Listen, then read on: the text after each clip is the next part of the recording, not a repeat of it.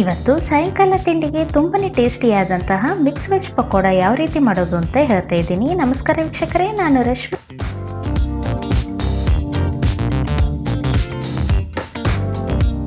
Mix veg pakoda ಮಾಡಲಿಕ್ಕೆ ಮೊದಲಿಗೆ ತರಕಾರಿಗಳನ್ನು ನೀರಲ್ಲಿ ಚೆನ್ನಾಗಿ ತೊಳೆದ್ಬಿಟ್ಟು ಸಣ್ಣದಾಗಿ ಉದ್ದುದ್ದ ತೆಳುವಾಗಿ ಕಟ್ ಮಾಡ್ಕೊಳ್ಬೇಕಾಗತ್ತೆ. ಮೊದಲಿಗೆ ಸಣ್ಣದಾಗಿ ಕಟ್ ಮಾಡಿರ್ತಕ್ಕಂಥ ಕೊತ್ತಂಬರಿ ಸೊಪ್ಪು, ಆನಿಯನ್ ಪಕೋಡ ಮಾಡಲಿಕ್ಕೆ ಆನಿಯನ್ ಕಟ್ ಮಾಡ್ತೀವಲ್ಲ ಆ ಥರ ಉದ್ದುದ್ದಾಗಿ ಆನಿಯನ್ನ ಕಟ್ ಮಾಡ್ಕೊಳ್ಬೇಕು. ಖಾರ ಎಷ್ಟು ಬೇಕೋ ಅಷ್ಟನ್ನು ನೋಡಿಬಿಟ್ಟು ಸಣ್ಣದಾಗಿ ಹಸಿಮೆಣಸಿನ್ಕಾಯಿನೇ ಕಟ್ ಮಾಡಿ ಇಟ್ಕೊಂಡಿದ್ದೀನಿ. ತೆಳುವಾಗಿ ಉದ್ದುದ್ದ ಸಣ್ಣದಾಗಿ ಕ್ಯಾರೆಟ್ ಹಾಗೆ ಕ್ಯಾಪ್ಸಿಕಮ್, ಕ್ಯಾಬೇಜ್ ಮತ್ತು ಪಾಲಕ್ ಸೊಪ್ಪನ್ನು ಕಟ್ ಮಾಡ್ಕೊಂಡಿದ್ದೀನಿ. ಅದೇ ರೀತಿ ಸಿಪ್ಪೆ ತೆಗೆದುಬಿಟ್ಟು ಆಲೂಗಡ್ಡೆನೂ ಸಹ ಉದ್ದುದ್ದಾಗಿ ಕಟ್ ಮಾಡ್ಕೊಳ್ಬೇಕು. ಇದನ್ನು ನೀರಲ್ಲಿ ಇಡಬೇಕು, ಇಲ್ಲಾಂದರೆ ಆಲೂಗಡ್ಡೆ ಬಣ್ಣ ಕಪ್ಪಾಗಿಬಿಡುತ್ತೆ. ಎಲ್ಲ ತರಕಾರಿನೂ ನಿಮ್ಗೆ ಎಷ್ಟು ಬೇಕೋ ಒಂದು ಅಂದಾಜು ಅಳತೆಯಲ್ಲಿ ಹಾಕ್ಕೊಳ್ಬೇಕು.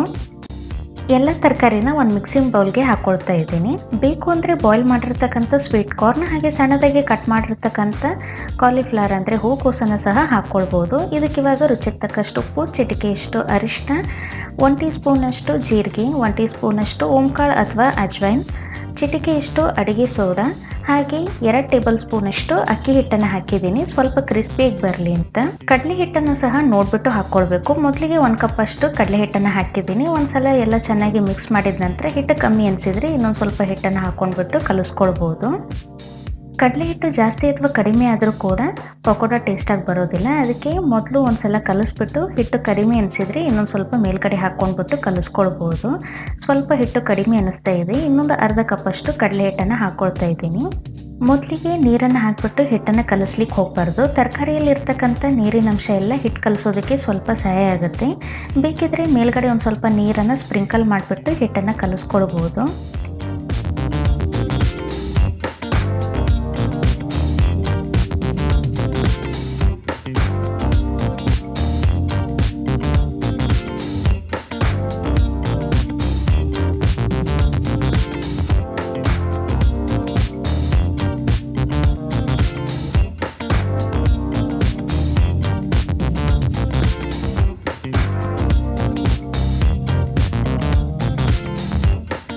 ನಾರ್ಮಲಾಗಿ ಮಿರ್ಚಿ ಬಜ್ಜಿ ಮಾಡಲಿಕ್ಕೆ ಯಾವ ಥರ ಹಿಟ್ಟು ಕಲಿಸ್ತೀವಲ್ಲ ಅದೇ ರೀತಿ ಕಲಿಸಿದ್ರೆ ಸಾಕಾಗುತ್ತೆ. ಜಾಸ್ತಿ ಗಟ್ಟಿನೂ ಇರಬಾರ್ದು ಹಾಗೆ ತುಂಬಾ ಲೂಸಾಗೂ ಇರಬಾರ್ದು. ಕಡಲೆ ಹಿಟ್ಟು ಮತ್ತು ಎಲ್ಲ ತರಕಾರಿ ಚೆನ್ನಾಗಿ ಬೈಂಡ್ ಆಗಿದೆ. ಹಿಟ್ಟು ಕೂಡ ಚೆನ್ನಾಗಿ ಪಕೋಡ ಶೇಪಿಗೆ ಬರ್ತಾ ಇದೆ. ಇವಾಗ ಪಕೋಡ ಫ್ರೈ ಮಾಡಲಿಕ್ಕೆ ಎಣ್ಣೆನ ಕಾಯೋದಕ್ಕೆ ಇಡಬೇಕು. ಎಣ್ಣೆ ಚೆನ್ನಾಗಿ ಬಿಸಿ ಆದ ನಂತರ ಫ್ಲೇಮನ್ನು ಮೀಡಿಯಮಲ್ಲಿ ಇಟ್ಬಿಟ್ಟು ಸಣ್ಣ ಸಣ್ಣ ಪಕೋಡಗಳನ್ನು ಎಣ್ಣೆಯಲ್ಲಿ ಚೆನ್ನಾಗಿ ಕಂದು ಬಣ್ಣ ಬರೋವರೆಗೂ ಹಾಗೆ ಕ್ರಿಸ್ಪಿ ಆಗೋವರೆಗೂ ಡೀಪ್ ಫ್ರೈ ಮಾಡ್ಕೊಳ್ಬೇಕು. ಪಕೋಡ ಹಿಟ್ಟನ್ನು ಎಣ್ಣೆಯಲ್ಲಿ ಹಾಕ್ತಾ ಇರಬೇಕಾದ್ರೆ ಫ್ಲೇಮನ್ನು ಮೀಡಿಯಮ್ ಉರಿಲಿ ಇಟ್ಕೊಳ್ಬೇಕು. ಜಾಸ್ತಿ ಎಣ್ಣೆ ಹೀರೋದಿಲ್ಲ ಮೀಡಿಯಮ್ ಉರಿಲಿ ಇಟ್ಟರೆ. ಲೋ ಫ್ಲೇಮಲ್ಲಿ ಇಟ್ಟರೆ ಜಾಸ್ತಿ ಎಣ್ಣೆ ಹೀರ್ಕೊಳ್ಳುತ್ತೆ. ಹಾಗೆ ಫ್ರೈ ಮಾಡ್ಕೊಳ್ಬೇಕಾದ್ರೆ ಫ್ಲೇಮನ್ನು ಹೈ ಫ್ಲೇಮಲ್ಲಿ ಇಟ್ಬಿಟ್ಟು ಫ್ರೈ ಮಾಡ್ಕೊಳ್ಬೋದು. ನಾರ್ಮಲಾಗಿ ಆನಿಯನ್ ಪಕೋಡ ಫ್ರೈ ಮಾಡಲಿಕ್ಕೆ ಜಾಸ್ತಿ ಟೈಮ್ ಏನು ಬೇಕಾಗೋದಿಲ್ಲ. ಆದರೆ ಈ ಮಿಕ್ಸ್ ವೆಜ್ ಪಕೋಡ ಫ್ರೈ ಮಾಡಲಿಕ್ಕೆ ಒಂದು ಸ್ವಲ್ಪ ಜಾಸ್ತಿ ಟೈಮ್ ಬೇಕಾಗುತ್ತೆ. ಯಾಕಂದರೆ ಎಲ್ಲ ತರಕಾರಿಗಳು ಈಕ್ವಲ್ ಆಗಿ ಬೇಯೋದಕ್ಕೆ ಸ್ವಲ್ಪ ಟೈಮ್ ಜಾಸ್ತಿ ಬೇಕಾಗುತ್ತೆ.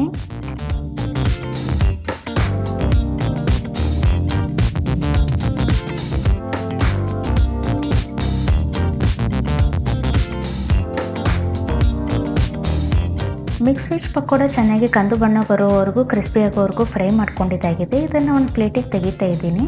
ಇದೇ ರೀತಿ ಕಲಸಿರ್ತಕ್ಕಂಥ ಹಿಟ್ಟಿನ ಎಲ್ಲ ಪಕೋಡಗಳನ್ನು ಡೀಪ್ ಫ್ರೈ ಮಾಡ್ಕೊಳ್ಬೇಕು.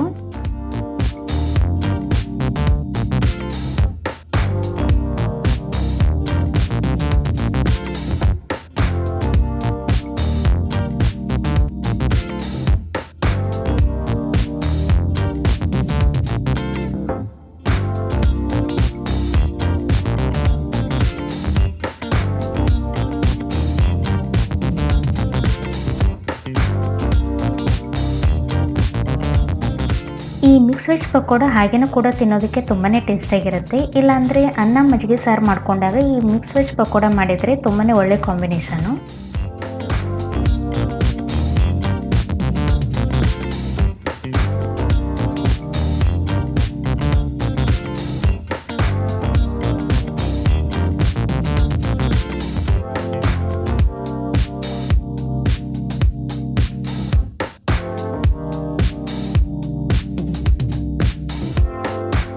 ಇವತ್ತಿನ ರೆಸಿಪಿ ನಿಮಗೆ ಇಷ್ಟ ಆಗಿದ್ರೆ ವಿಡಿಯೋನ ಲೈಕ್, ಶೇರ್, ಕಮೆಂಟ್ ಹಾಗೂ ನನ್ನ ಚಾನಲ್ ಸಬ್ಸ್ಕ್ರೈಬ್ ಆಗೋದನ್ನು ಮರಿಬೇಡಿ. Thank you.